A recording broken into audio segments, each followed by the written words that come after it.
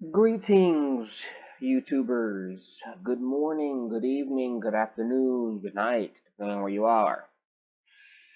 I'm just going to go straight into what this video is about. I'm not a professional YouTuber.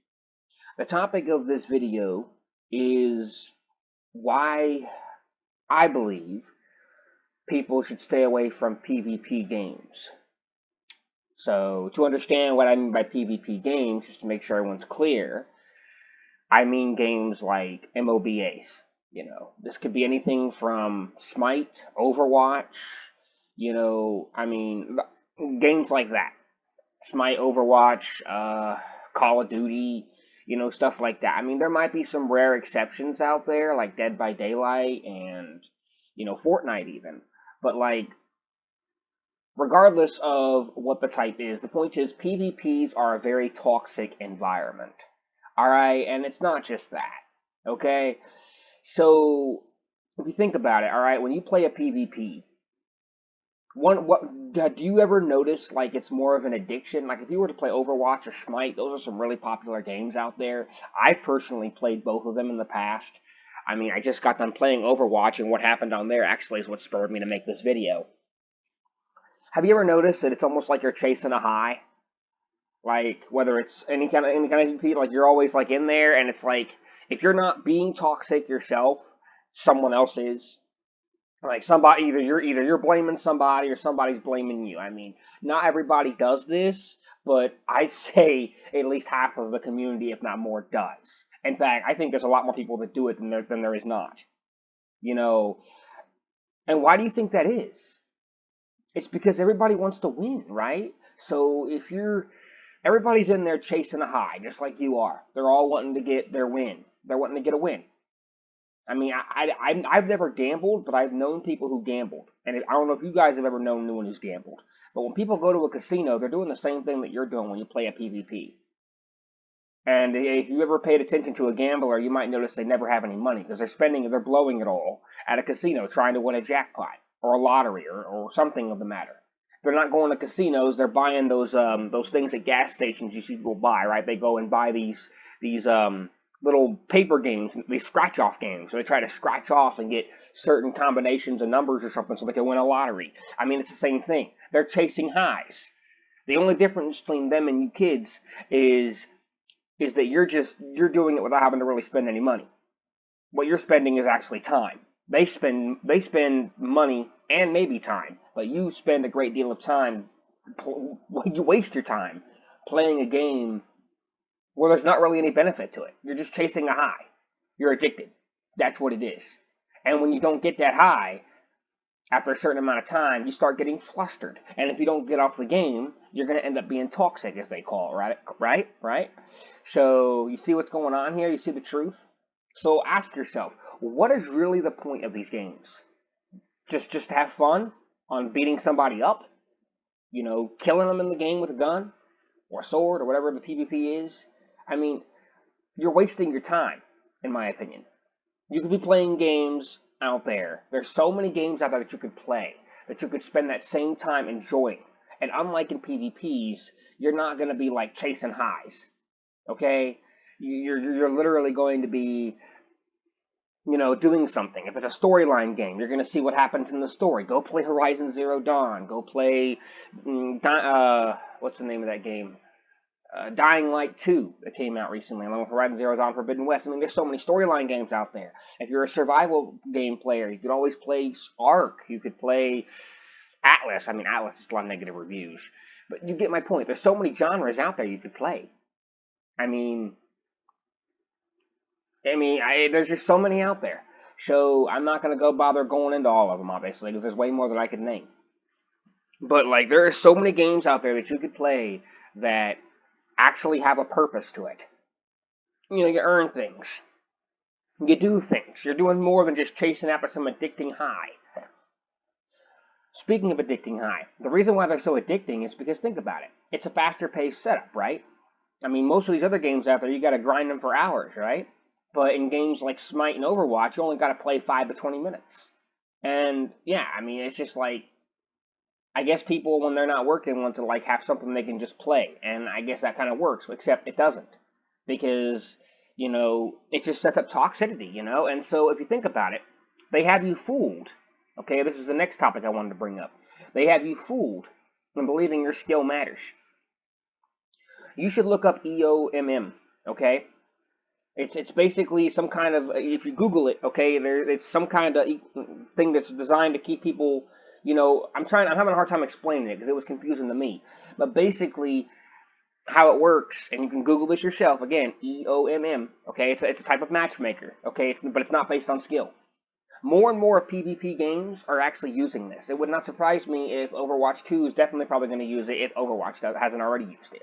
I mean, they make you believe that you have a skill rating or your skill matters. But if you play Smite, you look in your match history, all right, you're going to see half your games are losses, half your games are not. You're going to see that you win so many games, and unless you're partied up with the same people, you're eventually just going to start losing. And even if you're partied up with those people, you're eventually going to start losing. Now you might think, oh, that's probably because you finally got put up against someone who's better than you. But is that really the case? Is that going to be, and if so, that might be for one or two matches, but if you're really good, then why does it happen for the next 5 to 10 matches and to the point you almost want to pull the hair out of your head because you're tired of losing, and then, and then all of a sudden you start winning again? I'll tell you why. Because it's a teeter-totter, okay? How do you think they keep everybody in the game when only certain people can win? How do you think they do it? Do you think they do it because your skill goes up and down? No. They do it by setting you up to win or lose before the match even starts. The matchmaker holds all the cards. It decides who you're put with, right? These PvPs, they require teamwork, right? You have to work with people you're put with. Think about it. You're put with certain people. Whether or not you win or lose is dependent upon these people. All right? Not you, not your skill, these people. You might be able to get some amazing plays, but and maybe win a battle or two on your own. But at the end of the day, it all comes down to teamwork, not your individual skill. Your skill don't matter. It's an illusion. They just put it there to make you believe it. There is no skill in these games anymore because if they put it based on skill, think about it for a second. Use your head. If they put it based on skill, what do you think would happen? What do you think would happen? Only the best out there would win. Only the best. Everyone else would be losing. So they have to make a system to where everybody wins somehow. That's how they keep you all in the game. That's how they got to make it to where everybody's chasing. They got to make it to where everybody's chasing after a high. And what they do is they make you lose. Is they let you get a taste of that high. It's like getting a drug or going to a casino and winning a jackpot for the first time. Or you win the lottery. You get a taste. You get a taste of that. Now you're craving it. And so now that they got you craving it, they're going to make you lose the next several matches.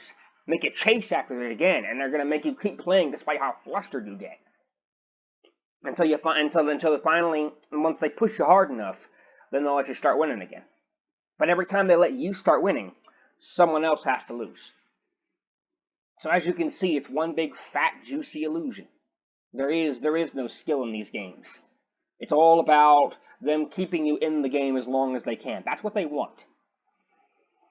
They tempt you with some of these games like Smite. They tempt you with skins. Overwatch, they tempt you with loot boxes and skins of their own, and all these other things, all these little cosmetics.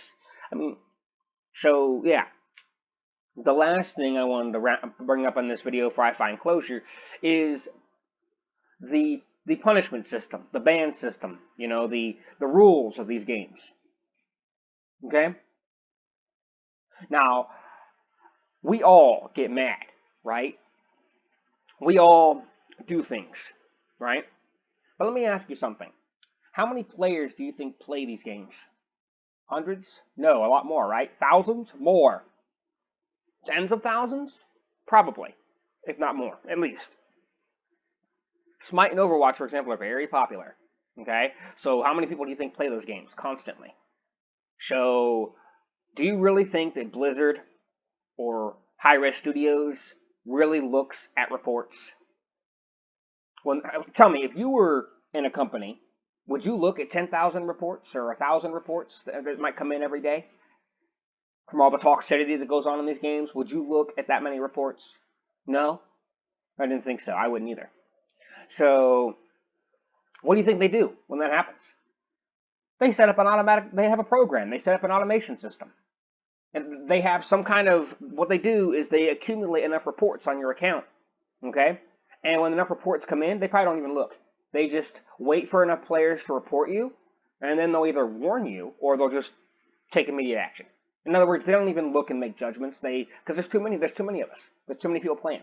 So what they do is they collect enough reports, and when enough come in, they'll just ban you. So the fate of your account is actually based on the players you're playing with. They have all the cards. If they don't like you, even if you did nothing wrong, then you'll get banned. Simply because enough people did it. Pretty fucked up, isn't it? I think it is. Not convinced? Well, I did a little experiment before I quit Overwatch. I bought Overwatch twice. I had two different accounts. Okay? And both times, I mean, obviously, I have another main account that I used to use. So I actually have three. But I bought Overwatch two more times and created two different accounts just to test something. I wanted to test their little matchmaker. You could do it too. You don't believe me? Fork out $40 because Overwatch is like $20 on BattleNet. If you're on PSN or some other console, it's going to cost you a lot more because they're greedy. But you don't believe me? Buy 2 copies of Overwatch. Okay, create 2 new accounts and purposely be a toxic player. And I shit you not. For the first 25 levels, nothing will happen to you. If you be toxic in the game like Overwatch, for example, you're going to literally, people are going to report you. Trust me.